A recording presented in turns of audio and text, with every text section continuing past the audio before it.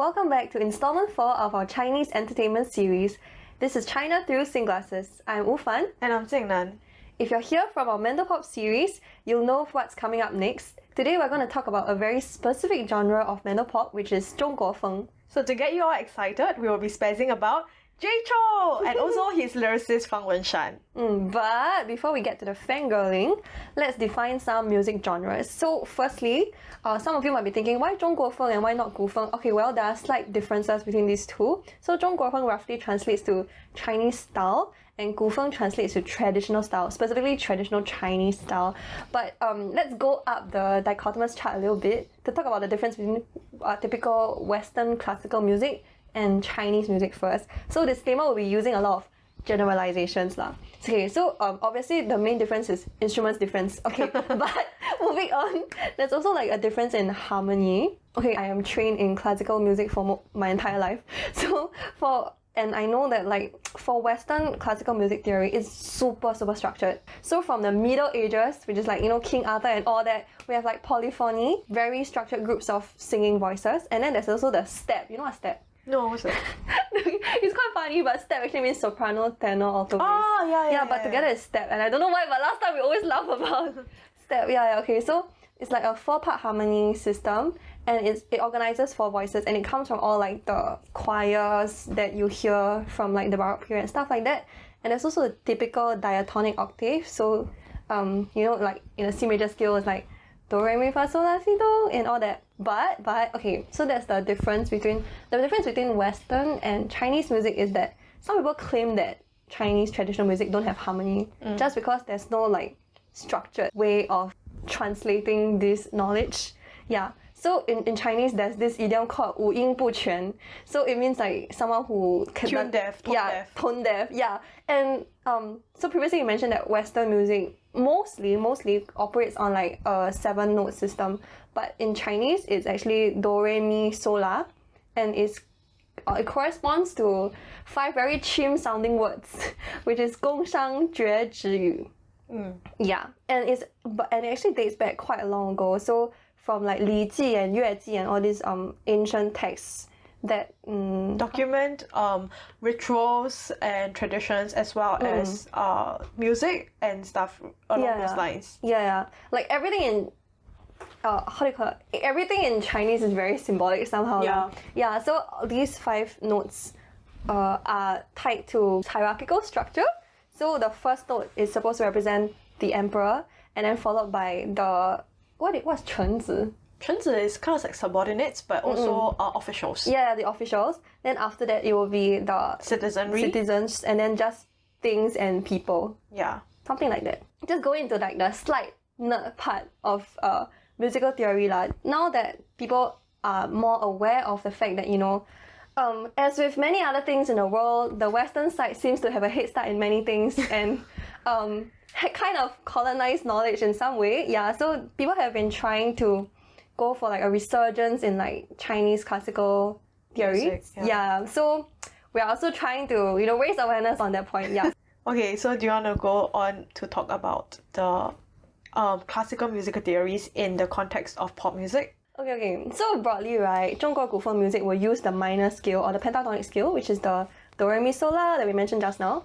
And I feel like in minor scale, it's because a lot of Gufeng music tend to be like very sad sounding. Yeah, and sad sounding melodies tend to map on better to minor scales.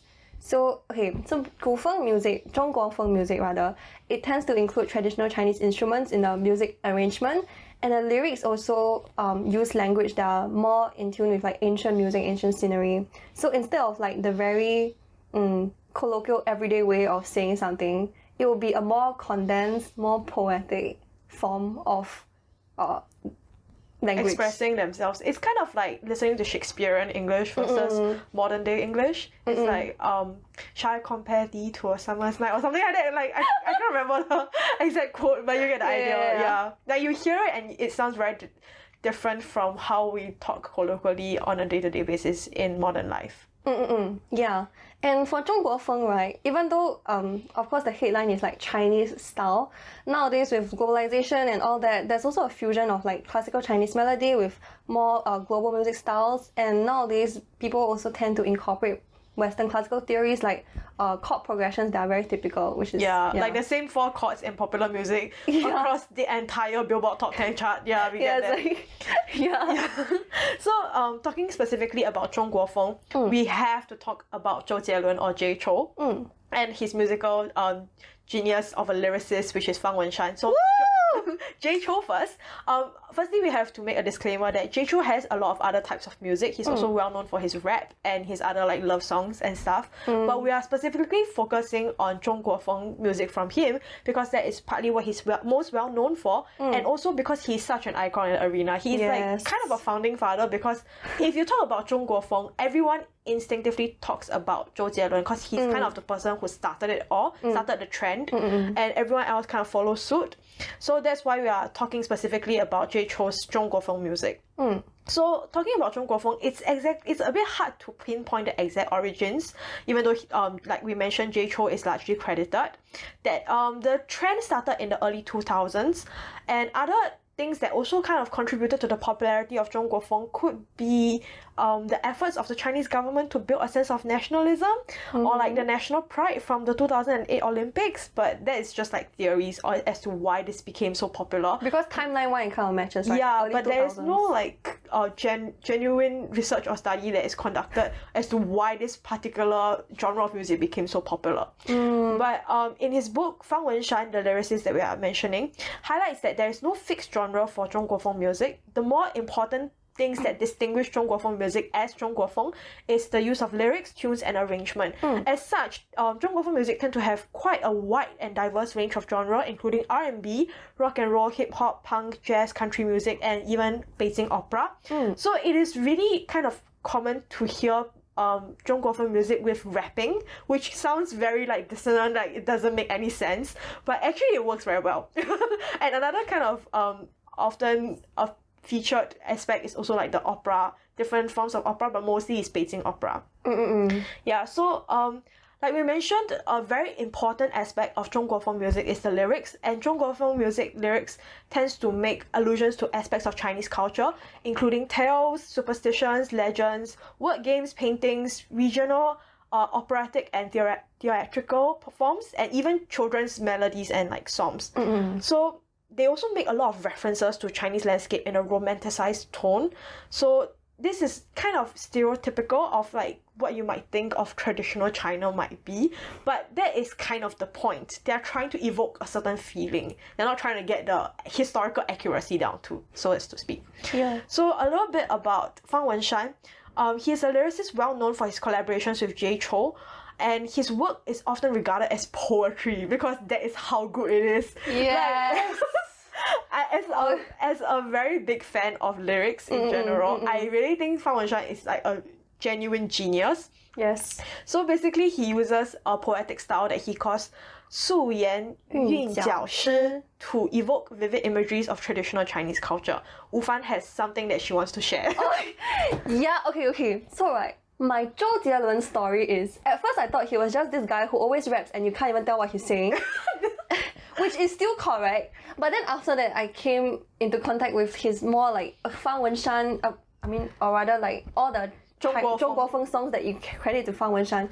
And like, wow, there's this song called 菊花台, which is like chrysanthemum flower stage, I guess. Yeah, and then there's this lyric that says like 秋末渡江秋心拆两半. Yeah. And I'm really obsessed with this lyric. And honestly, my dad's very obsessed with it also, because the word 秋 in Chinese, which translates to sorrow, it's written using 2 characters. On top it's autumn and below it's heart. And then in the next phrase in the lyric, he literally mentions that these 2 words, these 2 characters are split apart. Yeah. And then I just like, I died. Yeah, it's a very clever technique that he uses. Basically, it's kind of like, you know, in English literature there's alliteration. There's alliteration is the one where those words start with the same sound. Yeah. And this is a technique that he kind of invented, I guess, that he literally breaks down the word according to the character, because a lot of Chinese characters are kind of synthesis of other characters. Yeah, because it's like a what do you call it?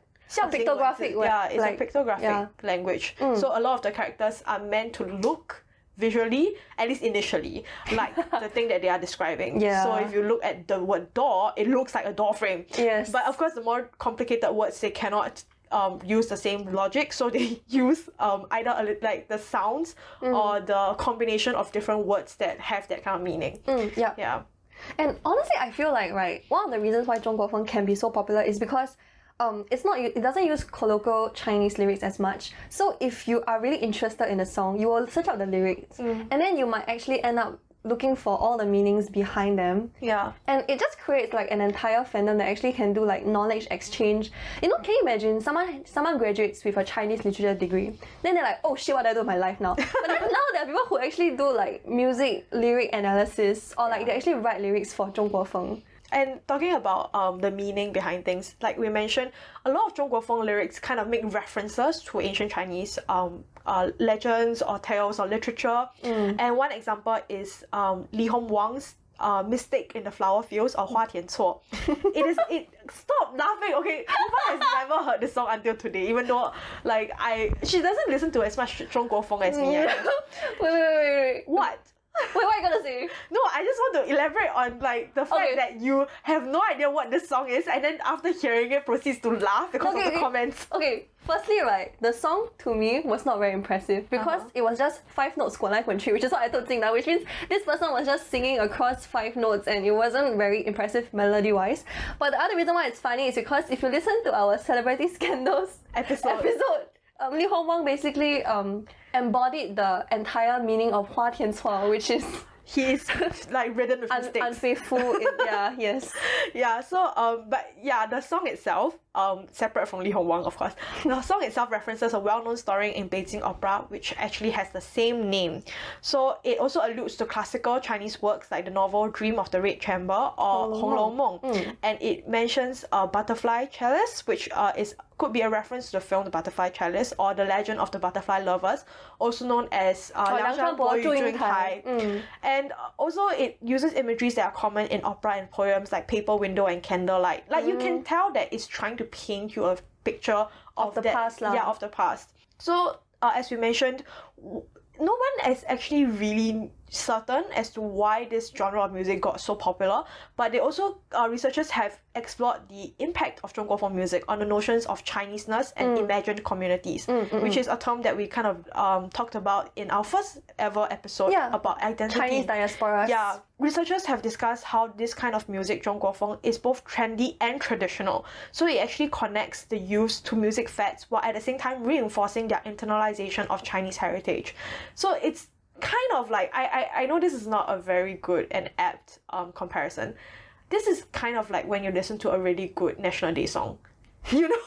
I'm sorry, what? Like, because when you listen to good music, that kind of reinforces, that's your interest and your hobby, and that is who you are as a person. You're enjoying your musical taste. But when that musical taste coincides with your identity and reinforces that identity, you feel suddenly a lot more patriotic and also like much more affirmed and grounded in your roots. Does that make sense? So when people bop to like good National Day songs, there's a sense of pride that they don't feel when they listen to generic like pop songs. The parallel here is like cultural heritage and like national. Yes, I'm not trying to say that they are the same level of musical talent. That's not what I'm trying to allude to. But yeah, so the global popularity of Mandopop artists also induces the notion of an imagined community of Chinese listeners that are dispersed across time and space, enabling Chineseness and music to cross borders.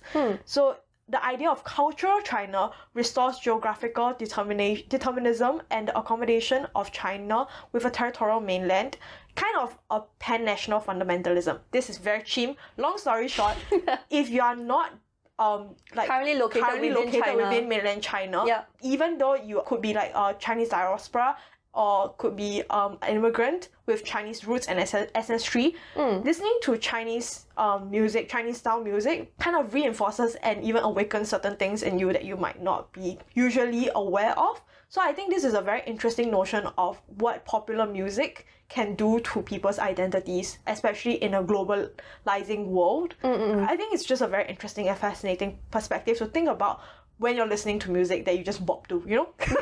Yeah, I definitely agree. And I feel like music tends to also have a very like emotional aspect. So Yes. even if culturally maybe you are so far removed from your ancestral roots that, okay, some people call themselves like a whitewashed person at this point now. Or like a banana, right? Yeah. Even if that's how you identify yourself as, the certain like emotional aspects of the melody itself might pique interest in you to read the lyrics further. But that also kind of reminds me of, well, I keep talking about my thesis, but the Imagine community, right, was a point that was brought up in my paper because people were watching a Chinese drama and then they were like, oh my god, I feel so much for the costume, for the lyrics, for the people's relationships, and I can see parallels between that and my own lived experience, even if being a Chinese person is not at the forefront of my consciousness all the time. Yeah. Yeah, and I think that is why cultural productions are so powerful, because there are so many aspects to it. Like there's the aesthetic, there's the emotion, there's the storyline. Yeah. Yeah, and it kind of reminds me of this other thing that's resurging in China, which is like Hanfu resurgence. Spoiler, we will be having an episode on that a few months later, I guess. Yeah. But I kind of feel like the Gufeng or the Zhongguofeng music is very linked to the Hanfu resurgence nowadays. Okay, the most obvious link would be like to film a Hanfu 变身 TikTok, which means like you transform into a Hanfu, right? You need good BGM. Yes. Then you will use one of the Zhongguofeng songs as BGM. Yeah. Yeah, and that's how the certain Zhongguofeng songs get popularized, because TikToks are very like formulaic. You just take someone's reel and you use it for yourself.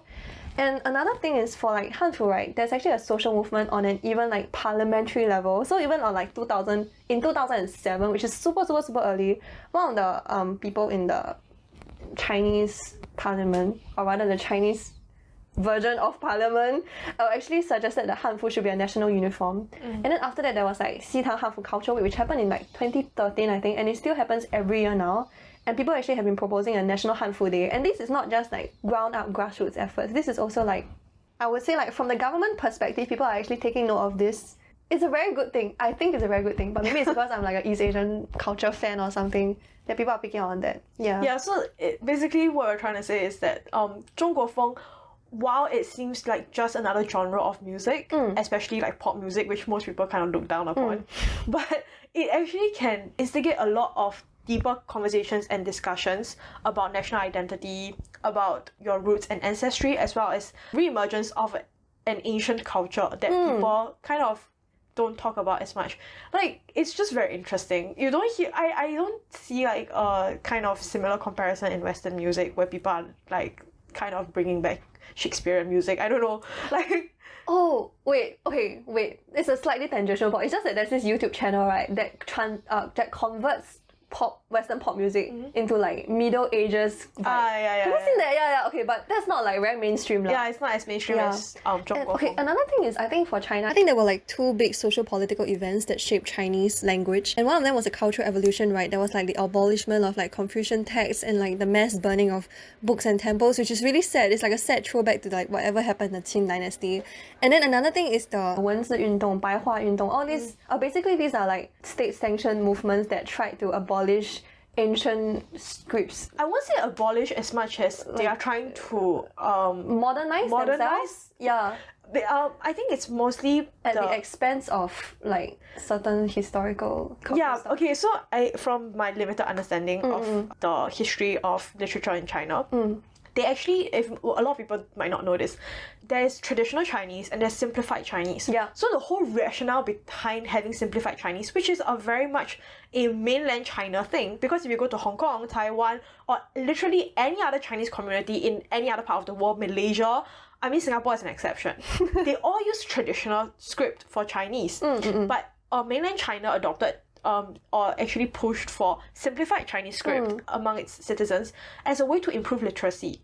Because the traditional Chinese script is so hard to write and memorize. So it's the same idea with Bai Hua Wen, in a sense that they're trying to push for a more modern script, not modern script, like a more modern iteration of the Chinese language as compared to the much more difficult and hard to understand and hard to use ancient Chinese. Yeah, so that is also one reason why that might be there's a huge difference gap between the ancient Chinese and current modern day Chinese, and hence the re-emergence of like the appreciation for ancient Chinese these days with Zhongguofeng music as one example. Yeah, Yeah, so drawing from that point, right, I was thinking of the fact that, you know, in China, people are well known for like copying things. Like Chelsea is very common.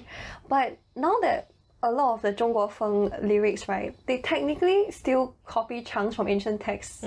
But it's not like copy. Now it's called 借鉴 or like an appreciation of culture. Okay, I think that is also another very interesting point because if you look at the West, copyright as well as intellectual property laws in general are a lot more stringent. Yes. And certain things go into public domain. So, okay, if you don't know what public domain is, it's basically, I think, around 90 years after... I think 70 years. No, 70, I think, 70 or 90 years after the author kind of dies, if I'm not wrong. The works of the author goes into public domain. So I'm on Tumblr, and the thing that people keep talking about is this year, 2023, is the year that Sherlock Holmes goes into public domain. Oh, shit! So that means that people no longer have to pay money to the author of Sherlock Holmes or the publications of Sherlock Holmes in order to write anything they want about Sherlock Holmes. Additionally, they can write anything because prior to this, if you want to use certain things, because of copyright laws and intellectual property laws, you need, not only must you pay money, you must also have the permission of the original author or the publication house of the original author. You need their permission in order to make an artistic spin-off or a reiteration or a sequel, whatever. So, long story short, if you wanted to make Sherlock Holmes incredibly, I don't know, gay, racist, homophobic, any of those things that are deemed as offensive to the original author, if the original author doesn't like it, then you won't have the ability to do so. But if it's in the public domain, it's anybody's free game. You can do anything you want. You can make like a very sexually explicit John Locke. Like, you get the idea. So like, it's kind of interesting now that, you know, it's been so many, not that China has very stringent copyright or intellectual property laws, but it's just that it's been so many years that people are so far removed from the original context that these things were written in, and society is so different now that people can use these things, these stories, these tales, these literature quotes, etc., to kind of reinvent and re-express themselves however they want. Yeah, I think that's the very important thing. Like, because of this temporal gap, right, and also because of personal inclinations to reclaim part of the culture that kind of also conveniently align with things that the state might want to push, then now it becomes like an appreciation, like a very good and celebrated thing. And I mean, I'm totally fine with it. And I think that, I feel like Zhongguofeng is an example of many good trends coming together in one place, somehow conveniently. Yeah, it's like everything was at the right thing at the right place at the right time, and it just worked. So yeah, I have to point it out that Zhongguofeng is not as popular as it is right now as it was in the 2000s, early 2000s to 2010s. Oh really? I have Zhongguofeng, not Gufeng. Okay, yes. Wait. Okay, maybe. Okay, this might be a bit different. Like maybe it's because we use different social media. Or like we are in different parts. When was the last time you heard like a mainland Chinese? Okay, OSTs don't count. I do not think OSTs. Do you know Sing Yutuan? I know them, but I only know one song from them, which is Mang Zhong. Huh? No, they didn't do that. Huh? That one's interesting. Oh damn. Yeah, okay, now we know. So she's a whitewashed bitch who she knows WAP, but it's not WAP. Oh my god, you sound like a grandmother, please. Where is it? Yes, oh my god. I'm cringing so hard. Jingnan is the western side of the I have no words. Oh god. Okay, yeah, now that we are talking about the differences between Zhongguofeng and Gufeng, let's get into more of it. Okay, so, the most obvious difference would be Zhongguofeng is Chinese style. Gufeng translates to like traditional style. So difference is it feels like there's a temporal difference. So Gufeng will definitely be how would I say this? Like the musical instruments will use a larger proportion of very traditional combinations, arrangements, tunes. Zhongguofeng will have a higher proportion of like blending with different styles like jazz, rock, rap that we mentioned just now. And also more Western instruments, so there's a lot of piano, guitar as well that can be utilized in Zhongguofeng. Whereas in Gufeng, it's a bit hard to use those instruments. Usually they will use more traditional instruments, pipa, even sona. like yes. Oh my god, have you heard Qi? Yes, that's what I was thinking about. about. Oh, I Yes. just got goosebumps from it. Yeah, so that's the melody. So Yeah. for lyrics, 中国风 tends to have much more easily understood lyrics that sounds a lot more like modern Chinese. So the lay person who has somewhat decent understanding of Mandarin as a language can Yes. kind of understand 中国风. And like you know some of the references, so like Yeah. if the name appears, you can guess the meaning. Kind of thing. but Gufeng is a lot more like traditional Chinese poetry with and it's usually laden with a lot of references, so it can be much harder to understand. Actually, that reminds me, you know, there's this the Liu Huan sang this 古风主题曲 for one of the Chinese dramas. I don't know. Oh, There's 甄嬛传 is it? 甄嬛 Is 传. that called 古风? Because the lyrics are super hard to understand. Oh, that was I think based off. Okay, so if I'm not wrong, I read all 7 books of 甄嬛传. Wow, damn son. Damn, yeah, flex. No, but yeah, there was 小主. that was like 10 years ago. Okay. Oh my god. But anyway, I think that song was written by the lyrics was actually written by the author, if I'm not wrong. Like it was featured in the book itself. So it's like embedded in a very historical context. Yeah, I guess so. Okay. Basically, because it's supposed to be within from that time. Yeah. Okay. So talking about lyrics, right? This is something that I'm very interested about. So if you are a fan of Chinese literature, you will know that the more famous aspects of Chinese literature is categorized into 2 aspects. Firstly, being novels. So there's a lot of famous novels, particularly the 4 great works. Like 红楼梦、三国演义、水浒传 and 西游记。西游记. And the other aspect of Chinese literature that is very important is poetry. 唐诗宋词啦。唐诗 and 宋词, which are 2 separate things that most people do not know. 唐诗 唐诗 and 宋词。 So 唐诗 refers to poems in general, but because like 80% of poems we know today come from the Tang dynasty, so we just call it 唐诗 or Tang poem. 宋词 are lyrics from Song dynasty. So why are they called lyrics? Because as compared to poems from Tang dynasty, which are much more structured and also like have They have to follow a certain number of words. Number of like the iambic tones and stuff like that. It's very, very stringent and strict and kind of inflexible. Yeah. The beauty of it is that people are capable of making such varied poems within that structure. I mean, like restrictions also give you room for creative freedom. Yeah, somehow, correct. Yeah. So that is the much more structured version, which is Tang poems. Song lyrics are a lot more loose. You can have different number of words in each line. They do have certain structures, right? Yeah, but it's a lot more fluid. People can break them for fun. Yeah, it's a lot more fluid as compared to the Tang poem. And people wrote them initially, as the name implies, as lyrics. So I just think this is very fascinating. But the thing is, they did not actually write these words to be read out loud the way Tang poems are supposed to be read out loud. They are meant to be sang. So it not only has to fulfill the fact that it has to rhyme, but it also has to fulfill the fact that it has to fit to the melody, as well as like it has to sound pretty. You know what I'm trying to say? Yeah, so however, most of the melodies to these song lyrics have been lost to time. But we still call them song lyrics today. Like not just song lyrics, but song lyrics. Hey, nice pun. Yeah, because it's from the Song dynasty. Because this is a very like fun thing for me. I'm very excited. Yes. But the reason why I'm bringing this up is because actually a lot of Gufeng these days, you can call them lazy, you can call them smart, but they will take I would say song smart. lyrics or 唐诗 or Tang poem, and they will just take the entirety of the literature work by famous authors like Li Bai, 从前没有光 fame, or like I can't remember anyone else on the top of my head. You know 琵琶行? Oh, I was gonna say that. I was like, Su Shi wrote that, right? Su Shi. I don't remember, but Okay. I'm obsessed with the chorus. Okay, Oh my so god. long story short, a lot of these very, very famous works that people would memorize for like their literal syllabus in schools in China have now been taken and added a melody onto, and they now sound like a pop song. And it's so fun. so good. I'm getting goosebumps. It's so fun. Yeah. It's so educational. Yeah. And it just encourages people to enjoy the art in a different way. And like there's literally like 百利而无一害. 百利而无一害, which means like it's all good. There's nothing bad about it. Yeah. Like I showed my mom 琵琶行, and she was like, I memorized this in school when I was attending school. Yeah. And she didn't memorize the whole thing. Dude, my mom also, like, I was showing her, then she could read out the lyrics. Yeah, Oh and my then god. my mom was like, why didn't they have this when I was schooling? It would have made school so much easier. Because it's so much easier to remember song lyrics, as we all know, than it is to memorize anything else. Yes. And like what I really like about 琵琶行in particular is because Chinese in the past, or rather Mandarin in the past, is not the Mandarin nowadays. So like certain words are pronounced differently. Yeah. And in the song itself, they pronounce it in the way it used to be pronounced. Yeah. And it's like, so historical accurate. But okay, historical accuracy is hot. I just want to say that. Take by Wu Fan, historical accuracy is hot. It's hot. Yeah, so it's this something that I wanted to specify. Okay. Oh, which wait, is sorry, I wanted to say something about Song Ci. Okay, a summary of the difference between Tang Shi and Song Ci is Tang Shi got more gatekeeping. Yes. Yeah, basically. Okay. Yeah, so most Gufeng songs also tend to have a story or narrative.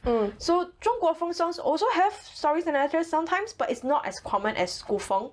So when you listen to English songs or like Zhongguofeng songs, you kind of get a generic vibe. So as compared to a literal story with a beginning, middle, and end. Yes, yes. So if you listen to Gufeng songs, a lot of the time it literally reads like a story or a poem. It tells you who are the main characters. It tells you what are the plot lines and what happened to the characters. And Yes, yes. there usually is character development, and then you get ending as to the story. So it's like beginning, middle, and end. Okay, let's talk about like typical plot lines. Okay, just from the top of my head. Okay, some of them will include stuff like we met in the mountain, and then Do you know that song? one? 我的一个道姑朋友. Oh my gosh! Don't scream! I'm so sorry, audio listeners. Like those, Oh my God, especially people who seriously. use headphones. You I should- cannot be held responsible for my partner screaming. If you touch my neck, it's just full of goosebumps. The whole episode just me having goosebumps. Yeah, okay, so like for example, we had wine in the mountains, and then the rain was falling, and then like we parted ways, and it's like sometimes it's I just still like dream about you. yeah, this kind of stuff. But like 中国风, right? Sometimes it could just be like a very delicious blend of classical and modern lyrics. Then sometimes it's like the chorus sounds very nice, so let's repeat it 5 times. So, but there's no narrative progression. Yeah. But it sounds really good and snazzy. It's the same for like English pop music as well. If you listen to it, it's like, what are you trying to say? But like, stop. But yeah, is that the only song you know? I know some other songs. Okay, but yeah, so the fact that the commonness and the prevalence of a very structured narrative and a very comprehensive storyline is another defining characteristic of Gufeng that we feel like we need to mention. Okay, now that we're spazzing, right? Let's continue the spazzing with like some of the famous Gufeng cover singers Yes. that we know of. Okay, so off the top of my head, right, I just remember Aki Jie. Yeah. And the reason why Jie's name stands out so much to me is because China has a very famous voiceover artist who's called Also called Jie. Jie. Yeah, it's not voiceover artist. It's it's what you call it? It's 配音is 配音 what? 演员声优. What is it called? Seiyu. That's Japanese. That's Japanese. It's like the person who does voiceovers for actors who cannot sing Voice the lines. actors. Voice actors. Okay, there's a very famous voice actor called Jie, who basically they share the same name. Yeah, but they are equally amazing in their own fields. Yeah. And I just remember Jie sang like 东风指. I know, but that is like to be fair, that's a good song. I just overplayed it. Oh, like I have a tendency to literally loop songs. yeah, that is like one of the Gufeng songs I loop like crazy, and I'm just super obsessed with it. And I think the reason why he stands out to me is because right, for this music cover artists, sometimes they have to use like a certain 戏腔, which is like Chinese opera singing styles, and there are certain like opera, or rather like there are Chinese classical musicians who sometimes critique that these cover singers, right, they don't sing the qiang properly. Yeah, that's true. But they just like anyhow just pinch their like Throat larynx and sound and they just nasally. Yeah. and try. But his is like very like, how do you say, like very resonant, and it just it just made my heart feel like it's been washed by like emotions. You feel cleansed. Yeah, and like that is how I got to know 魔道祖师 through the cover song.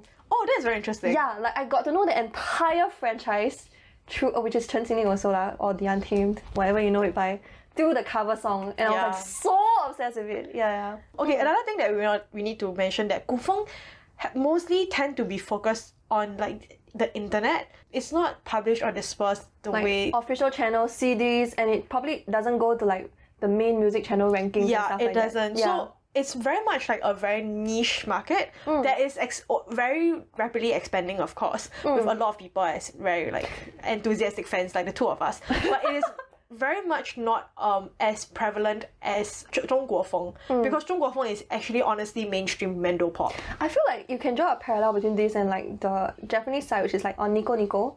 So they will come up with their own songs, lyrics, Vocaloid, cover dancers, songs, but it tends to end up or rather it tends to stay on the internet, even though it takes up a huge part of the internet. Yeah. So like similarly in China, it'll be like the Bilibili, and before Bilibili there was like what Tuto and all QQ those Music, I think. Oh yeah, so yeah, QQ and all Music. that. Yeah, so these are the people who are very famous. Wait, let's... I know Li Chao Chang or Lao Gan Ma. I think that's a very funny Lao name. Gan Ma, yes, Yeah. yes. And Hita. I know Hita. Xi Gua Jun. Xi Gua Jun is very famous. Oh yes, and I don't love his music though. Some of his original music is kind of... Have you heard Yu? I think it's really... it sounds very... The music is wonderful. The lyrics is hella dumb because the chorus literally features the line that says 像鱼一样溺死在海里 like I'm a fish that's gonna drown in the ocean, God. which is hella dumb because fish can't drown. Okay, maybe this could be like about, you know, like a shark whose fin got removed. No. Okay, no, okay. No. Okay, there's Also sharks aren't fish. Oh shit, you're right. Okay, no, Okay, never mind, we're not mammals. getting Okay, into never mind. Sharks are not mammals. They're not mammals. Shark. Okay, never mind. This is not a science podcast. We are art students anyway.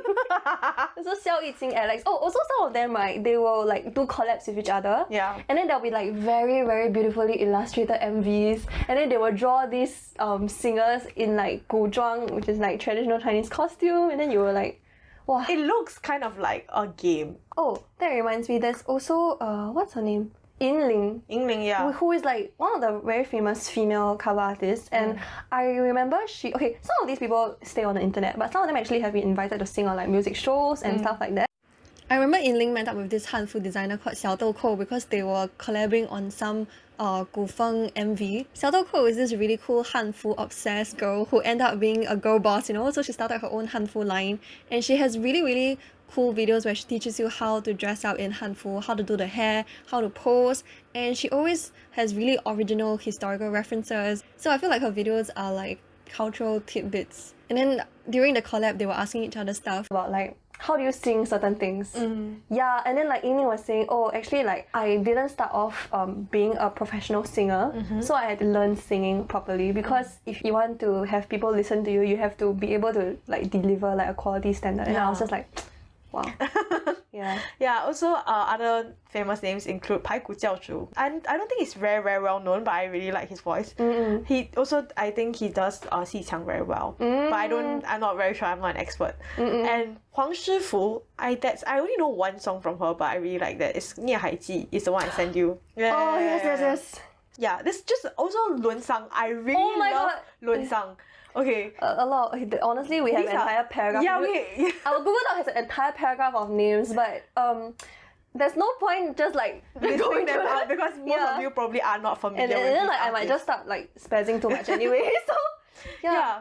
Another thing that I feel like is very important is kind of OSTs. We briefly mentioned this just now, but historical period drama OSTs, I feel like also falls between... It is a very grey area in between Mandopop and Gufeng, because if you look at it, according to the definitions that we kind of have and characteristics that we have defined previously, it falls a little bit more under Gufeng. Yeah. Because it uses a lot more traditional Chinese instruments. Narrative style. The lyrics are a lot harder to understand, a lot more references, and most of the time, because it is the OST or the theme song of a drama, it references the drama, so there's a very strong narrative as well. However, these songs are much more accessible to the general public.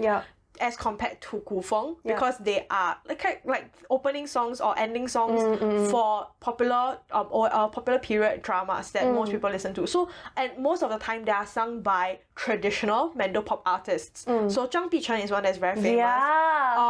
Zhang Shan also, Zhang Liangying, like we mentioned. 画皮画心. Yeah, a lot. Not Hu Ge, who is that called? Hu Ge also sang a song that I really like, but the one with glasses, the one that sang Wow, that is so specific. No, Zhifo. Who sang Zhifo? The two people. Hu Xia, is it? Hu Xia, as well as I forgot the name. Oh my god, she's so famous and she's so famous, well, but I forgot her name. Yeah, okay, but oh my god, I suck. Okay, one example that we're talking about would be the drama 知否知否应是绿肥红瘦, which by the way is a literal line from a Chinese poem. So literally people are just plagiarizing. They're just plagiarizing Chinese poems and like lyrics for their names of the shows for these days. 郁可唯 and 胡夏. 郁可唯 and 胡夏. Oh my god, I'm so sorry, 郁可唯. I love 郁可唯 as well. So yeah, that song got really, really famous. On top of the fact that the drama is really, really famous. Yes. Yeah, and the song is really great, and it's so popular that I honestly deem it to be Mandopop. But it has all the characteristics of Gufeng. I mean, if you have a period drama, which is very, very prevalent in Chinese dramas, which we'll talk about next week, it's kind of dissonant if you have a very historically set and old and ancient feeling drama with a very upbeat EDM intro music.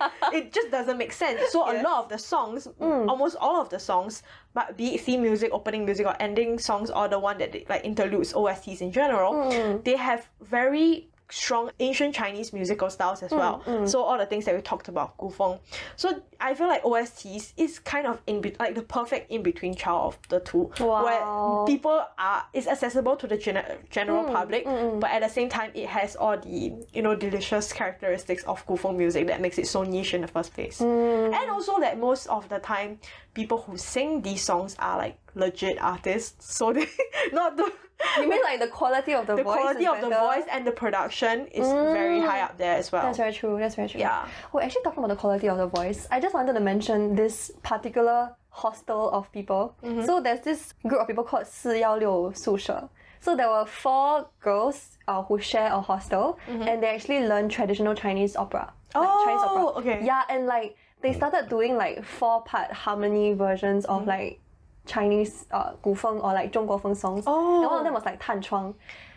Yeah, and like the thing is like, okay, so in traditional Beijing opera, right, a female performer can take on certain roles based on like the range of her voice.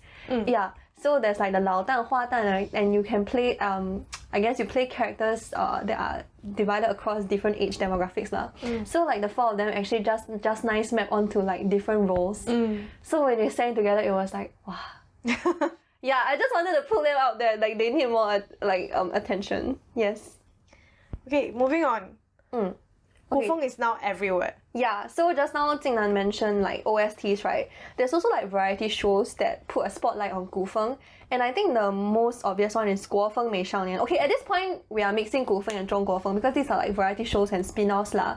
So I remember 国风美少年 really had like people who are doing like traditional Chinese dance or like or rather, and also the dancers of like certain racial minorities in China, people who learn like traditional Chinese instruments, not just pipa, which the entire world knows.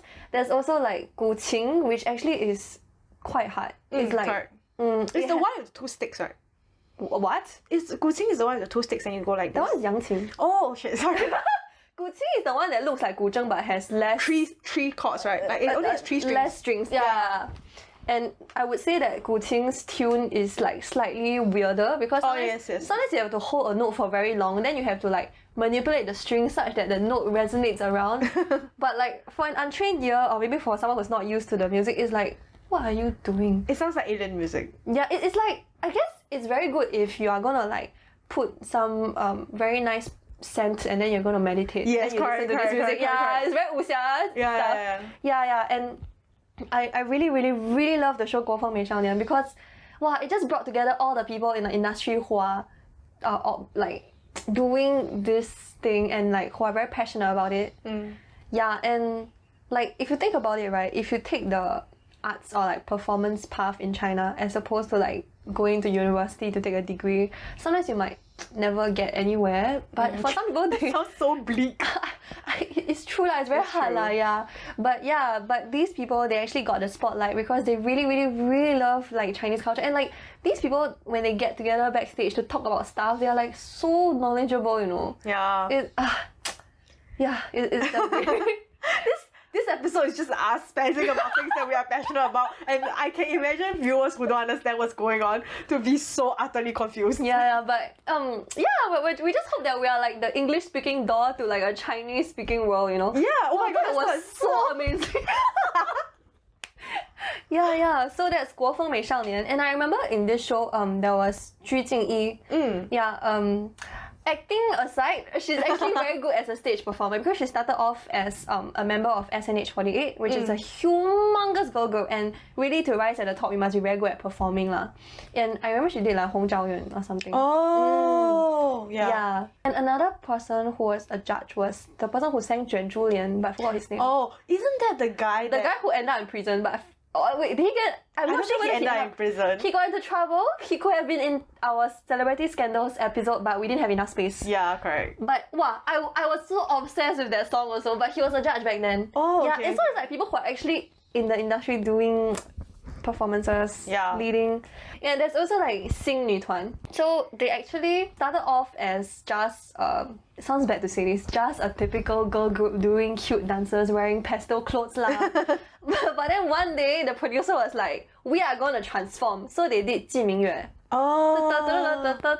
Yeah, that one. Yeah, so they were wearing, I think the color scheme was red, black, white. Then they were wearing like very, I would say like modern spin on traditional Chinese costumes. And then their dance included like a red fan. And the song was about like, I miss you a lot. And I'm sending these sentiments to the moon. Yeah. And after that, right, they just made a lot of these types of songs. And I would say that if Zhou Jielun was the founding father, right, they are like the subsequent little babies who are like, pushing this. Yeah. Popularizing it to the general public. Yeah. And when they appeared on like some of the members appeared on the Produce 101 spin-off in China, and they performed this song. Yeah, and that leads us to like variety shows in China and like more of these Produce 101 contestant shows, through which I got to know a lot of people who ended up being idols but started off as Chinese dancers. Yeah. Traditional Chinese dancers. But oh my god, there's something so beautiful about people who do traditional Chinese dance, especially like male dancers. Okay, I know this goes into like very gendered tropes lah, but I feel like traditional Chinese dance is still very like gendered. Yeah. Especially gender binary. Yeah. And like for male dancers, right, there's something called like 刚柔并济, which means you are simultaneously like masculine. Or rather like your moves are simultaneously very strong and stable and powerful, but at the same time you're also like very gentle and very flowy and fluid. Yeah, and it's like so beautiful because like some of these people, right, when they are asked to like show their personal talent, then they will do traditional Chinese dance. Yeah. And that sets them apart lah, because nowadays people are going into like hip hop, street dance. Yeah, so two of them I remember. Okay, one of them who really stands out to me is Liu Yu, who is I think one of the newest members in an idol producer show. And I think, personally I think he was trying to build an image of like being the ambassador for Chinese culture. So in the show, he really brought like a shit ton of hanfu and he lent it to a lot of people. Yeah, and then like in this episode where they were supposed to like give other people gifts, right? He bought a bunch of traditional Chinese fans. Oh my god. Yeah, and he wrote messages for people using like calligraphy. Okay, that's next level. Yeah, that's really next level. That's dedication. But his dance is like insane. It's like he retains a lot of the very, very highly skilled technique things, like maybe like a jumping split in the air. It's called 双飞燕, which means like swallows flying, because it looks like a swallow flying, and like all these very technical things, he really brought it onto the stage and he fuses it with like very hip-hop modern dance moves lah. Yeah, so thank you, ambassadors. Yeah. Actually, yeah, on the point of Chinese dancers, so like you watch Chen Qingli, right? Then like they have this like fan meeting. And then the Xiao Xingchen's actor. Oh yeah. Then he did like... Did he do a dance or something? He did. Okay. But was it good? I don't remember. I didn't watch this. It's... How do I say this? It's not like technically difficult, but he captured the essence and the vibe very, very well. But there's also 舞蹈风暴. Yeah. So, yes. Yeah, okay. Okay, I didn't watch the show, but I've seen clips of it where there are... So 舞蹈风暴 is like a dance centered variety show where they get professional dancers to perform, right? And some of the dancers of course do ballet or like modern dance. Also some people do street dance and stuff, but there are also a few that are very well known for doing Chinese traditional dance. Yes. And I think this entire, like, as part of this episode is just Wu Fan trying to hold her enthusiasm and passion in with every last being of herself. We should turn our podcast into like video version. I'm just like spazzing. raising your arms and flailing about. But yeah, there are some dancers who are known on that show for their traditional dance. Yeah. And it is very, very phenomenal. Like, I really appreciate the things that they are doing because, like we mentioned, the both Zhongguofeng in Mandopop as well as Gufeng on the online space is really bringing about the resurgence of Chinese traditional culture to a generation that is so far removed from it, especially for us because the generation above us is removed by the Cultural Revolution. Which Yes. So like, if you look at Chinese history, there has been a literal gap, like literally 10 years where everything remotely Chinese has been wiped out. And to now have this resurgence be so mainstream and popular, especially amongst the younger generations, is really very, very heartening because a lot of countries are struggling with like the passing on of their traditional culture onto the younger generations. Yeah, I agree. So on the point of dance, so there are 4 people I especially want to honorably mention, even though I think they're probably famous enough in China, but if you're not in China using mainstream Chinese media, you might not know them. So one of them is Li Xiang. He was in Wu Fan and and he's known for like having no bones because he's super flexible. Yeah, and then on Wu Fan he did a dance called Xingzhe, which means like a traveler. And it's not just traveling through like physical distances, it's about like the testament of like your mental strength and stuff like that.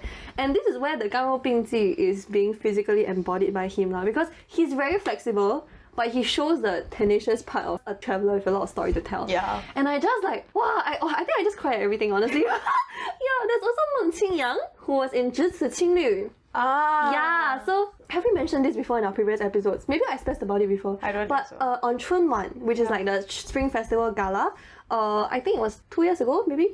只此青绿 is actually a chapter from a Chinese, what do you call musical? Yes, that is actually inspired by the life story of this ancient Chinese painter, very young, very talented. Who died tragically at a very young age. Yeah, but he created a very beautiful like Shan, which is a painting of like mountains. And water. Yeah, and he used a certain technique that blends very, very bright green with like dark blue, and it's just like beautiful.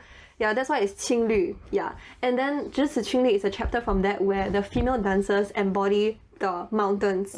And it got very famous because if you think about like typical traditional Chinese choreography, you think, oh, the person moves their arms in a very like flowy, soft way, but this choreography, they have to embody jagged rocks and mountains. Yeah, and like imagine you are like 2 arms of a clock. You have to do a lot of like different times. Yeah, basically that. And then there's also Tang Shi, who actually appeared in this year's Chunwan. Oh, I don't know them, so I can't tell who is who. There was this song where is it the one that looked like Yang Rou Jue? I'm sorry, what? No. What? You sent me one, like you sent me a screen grab of the screen and you told me like this looks like a plate of Yang Rou Jue. Like, no. It's the one where, oh my god, what's her name? The 知否女主角 is called what? Oh, 张靓颖. No, not 张靓颖. What? 赵丽颖. Yeah, Zhao Liying, she sang the song about like the 5 colors in traditional China. Yes. Yeah, she was one of the colors. The first dancer, the red color one. Oh, okay. Yeah, okay, that's Tang Shi, and she's a very famous traditional Chinese dancer, and she's actually been roped into the ACG side of the world. So she's been doing like Tang Dynasty inspired dances for like certain games. Oh, in China, a lot of games are inspired by like historical events and like traditional characters. And nowadays, they are getting like all these traditional Chinese dancers to cosplay as one of the characters and do the dance. Another thing, 这就是街舞. Yeah. So it's like a street dance-off kind of show, and she appeared in there also. Yeah, there was this hip-hop. I watched that clip. Yeah, oh my god, like how do I... It was a very good choreography on... How do I not spoil it while spazzing about it? Okay, I think we can spoil it. So essentially, one of Let's talk about the song first. Let's talk about the song first. Okay. So xi is not the traditional xi, it's the 双喜. Yeah, so it's 2 xi characters smashed together. Yeah. So that is very important because 双喜 is usually used in weddings. So when you have a wedding, people stick that on their door. It's like 双喜临门. Yeah. Kind of the way you stick food on your door for Chinese New Year. Yeah. So if you look at that word, most people would, the moment you see that word, people will associate that with traditional Chinese weddings or like Chinese weddings in general. So if you listen to the song, I love the intro because the intro is sung in a dialect, which is my dialect, Shanghainese. Yeah, so I can understand it without, subtitles. But yeah, the intro is very creepy. The entire song is very creepy. The intro is particularly creepy. Yeah, we will spoil you later. Yeah, but the actual music starts and it's very, very upbeat and like very fast. Sona is more prominent later on. There's like an entire interlude where it's just Sona. Oh, you mean the part where she's like kind of rapping? That's the verse, right? Yeah, that's the verse that I'm referring to. Yes. So it's like a rap and like... It's like a narrative storytelling style. Yeah, so basically the lyrics follows this Ming Hun, which is... I don't know what the English translation is, but essentially a ritual where you marry off a dead person. Yeah, so this can be to an alive person. To an alive person. So this is not something that is very commonly practiced today. It's more commonly practiced in the past, and also it's not something that is very auspicious or is desirable, let's just put it this way. Yes. It's usually like the last resort for both the living and the dead. So why would you do something like that? It's essentially because the family of the dead person really wants the dead person to either be in a family or have a wife. Okay, so because this is patriarchy. If you're a woman and you die unmarried, you do not have a name to yourself, you do not have a grave to yourself. It's considered you have no family. You have no place to put your plug for people to like worship you for you have nowhere to go after you're dead. Yes. So people, like very desperate parents who can typically afford it, will arrange for this Ming Hun between the deceased daughter and an alive man, so that at least in death, this daughter of theirs can have somewhere to go, like a new patrilineal tree that they can go to. So that is for the women, but there's also men who die and then their parents are like, he died without a family, we want to give him a wife and stuff like that. Long story short, it's not something that people typically do, and it's not considered something that is very auspicious. People avoid it like the plague. Like China has a very complicated relationship with death. Anyway, so it's a very creepy, sad and sorrowful kind of theme, circumstance, and the story suggests that foul play has been involved. Yes, that the girl died of suspicious circumstances. Like her purity has been tainted, and people see her in a negative light. It's just a very tragic story. And like we mentioned previously, Gufeng music tends to use a lot more traditional instruments, even less conventional ones, including Sona. So now that you understand the context of the story, we can share a bit more about Sona as an instrument. Sona is very, very loud. Let's just put it this way. It's like a blaring trumpet, but it's even higher and louder. It's very high pitched. It's very loud. Like the sound travels very far, and it's very overwhelming as an instrument. When you hear it in an ensemble, it's kind of okay because a lot of other things like kind of crowding it. People don't usually play Sona except for two specific situations. First being weddings, but more often than not, they are actually played at funerals because they want to get the message across. Like they want, like traditional Chinese funerals really emphasize on like making a spectacle out of it. To put it bluntly, so they want people to cry as loudly as possible. It represents the status of the person who passed, if and everybody also cares about it. It represents the kind of like the sorrow. Like the louder you cry, the more you love the person, I guess. Of course, that's a very simplified way of explaining it, but that's the message that traditional Chinese funerals embody. So they want like the loudest instrument and stuff like that. I mean, that's just one way of. I mean, there's also a saying, right? 唢呐一出，不是大喜就是大悲。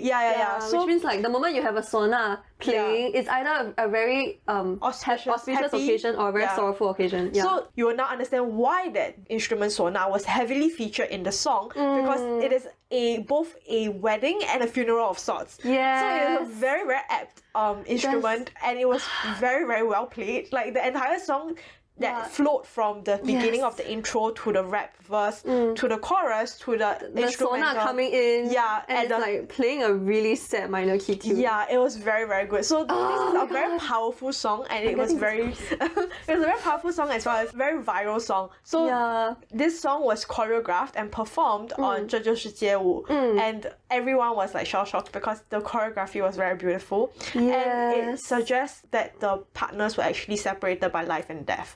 And actually the two dancers themselves, they are husband and wife. So, and before they started the dance, like they kiss each other and say I love you. And people were like, oh, they're just like flexing that they are in love. But then after that they realized that everything is part of the entire performance. It was a very good performance. And I could tell that maybe some of the contestants themselves, they didn't know that this song had a certain like significance. Yeah. Because like, okay, some of the contestants, they're not Chinese also. Yeah. But after the entire performance was over, people were like, oh, this happened. And it was just like, well, it's like unraveling a very emotional mystery and just goosebumpy. Like, Yeah. I was in the comment section for Qi on YouTube, and there were some English comments that were like, I have no idea what's going on, but I really like the song. And then people were like translating the story. Oh my god, yeah. I English. see like huge chunks of analytical text, you know? Yeah. And like people were trying to like, people were saying, oh, this is a certain dialect that means what? And then like, this specific color means what? And there's also a lot of... So, like we mentioned, Gufeng makes a lot of references. It was Why Bo Shu.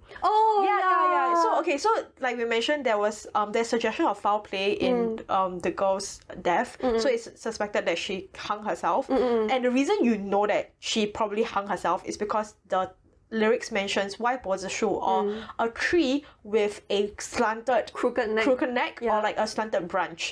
So in traditional Chinese literature and symbolism, that a tree with a crooked branch is actually very, very inauspicious, because it is like a symbol of death, kind of like how people associate crows with like death. somebody hung themselves on that tree, that kind of feeling. So like so the whole point is that you have to infer bits and pieces of the story and the narrative and piece it together from these references, as compared to either Zhongguofeng or even like Western pop music or traditional Mandopop music, where they just tell you what happened. Like, you know, I went to the store, I was stuff like that. So it's the beauty is partly in deciphering the message. Okay, now that we are on the topic of, you know, lyrics and beauty and meaning, let's talk about the other opposite end of that spectrum, which is the lyrics that make absolutely no sense.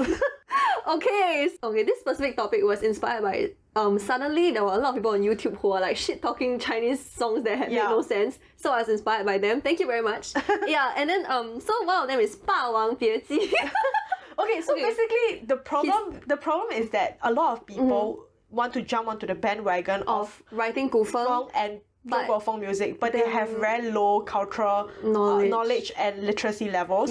So the stuff they write in terms of lyrics, just they want to emulate that feeling of sounding like traditional Chinese, but they don't have the wealth of knowledge when it comes to actual Chinese references. So they just write nonsense. And the thing is, we're not trying to like gatekeep language or music, you know, but it doesn't make sense. It just doesn't make any sense. And they should be called out for it. We're not gatekeeping it, but if you create anything for public consumption, you should be open to criticism, you know? Okay, the one example, which is very obvious, is 霸王别姬. And let's talk about the historical context first. So in Chinese history, in the Han Dynasty, where people were fighting, okay, honestly throughout Chinese history everybody's fighting, but 霸王别姬 is actually 楚王, right? Yeah, and Yu Ji, which is his concubine, his favorite concubine. So basically, I think they were forced to death. Like, not forced to death.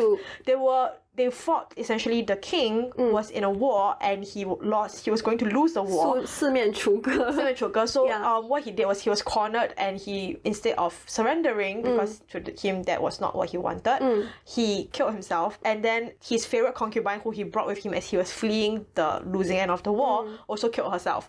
So it was, basically it translates to farewell my concubine, 霸王别姬. So it's like the king bids farewell to his concubine. But the lyrics you may have the honor. The lyrics literally writes 霸王收起剑，别姬已走远. It doesn't make because as we say, right, 别姬 means farewell concubine. But this person calls the concubine farewell concubine. It's like the concubine's name is farewell. But her name is actually Yu, like Yu Ji. So that person doesn't even know the story, and they just like broke up a Chinese idiom basically and just thought that that person's name is the second half of the... Like, I really don't know what the thought process was. There was no thought.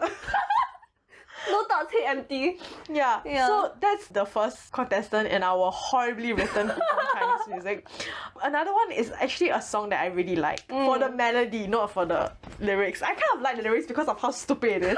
like you like something because it's so stupid. It's 到江行. This is the worst of like the offenders amongst the entire song, but I must say that I must preface by saying that the entire song is this bad. Like the entire song is nonsensical. Yeah, I have seen it, I can vouch for it. But the one that is the most notorious is 你的笑像一条恶犬，撞乱了我心弦. So that translates to your smile is like a ferocious dog. And that the ferocious dog has It's like wreaking havoc in my heart. heartstrings. Yeah. Like, Okay, the second half makes a bit of sense. It's like, you know, no, like, it doesn't make sense. No, the second half is a bit like, you know, like your love for someone is like bursting and like making you confused emotionally. It's kind of like butterflies in my stomach, yeah, right? something like that. Like but you, the front is like, what? what the what? Your smile is like a ferocious dog. Like, okay, firstly, dogs, in a context of a Gufeng song, dogs usually don't have a good meaning. And the way it's like ferocious dog. And the thing is, they didn't just say like you're smiling like a dog. This is your smile is like a dog. I don't know what's going on. Maybe the smile looks like a sausage dog. Maybe I don't know what's looks going like a wiener dog. It's like it doesn't. And the thing is, it's not like when you speak in English, there are certain sayings, common sayings such as a bull in a china shop. Like it's not referencing anything. Yeah. There is no reference that is like a dog in a china shop that it means something. It's just nonsense. Yeah, it makes no sense. It makes absolutely no sense. And the imagery it conjures is just like, can you imagine someone smiling like a ferocious dog? Like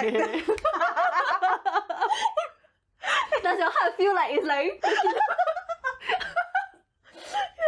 But yeah, like these are just two of the most standout examples. There's plenty of other examples on the internet. Yeah. But yeah, it's just kind of funny when people try to, I guess the threshold for writing lyrics for Gufeng and Zhongguofeng is pretty high because it's not like you can just write from your personal experience. You need to emulate, like you literally have not lived in that dynasty or era, but you need to emulate the experience of being in that era. Yes. So that is very difficult, and that requires a lot of knowledge regarding ancient Chinese culture, ancient Chinese literature, subtle storytelling, all those things that most people just do not have. I do not have either, but I don't try.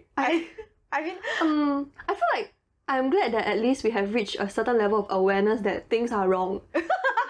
Maybe we cannot produce the best things, but we can spread some awareness. Do you know that there was this controversy around Dao Jianghang because it's actually a very popular song, and the kind of sad thing is a lot of people, they don't understand the lyrics, so they just assume that it's correct. That was me when I first heard the song. Oh no! And then apparently there was this Beida, like Peking University professor for Chinese literature, and she went onto Chinese Twitter, which is Weibo, and criticized the song for making literally no sense, and she got so much backlash.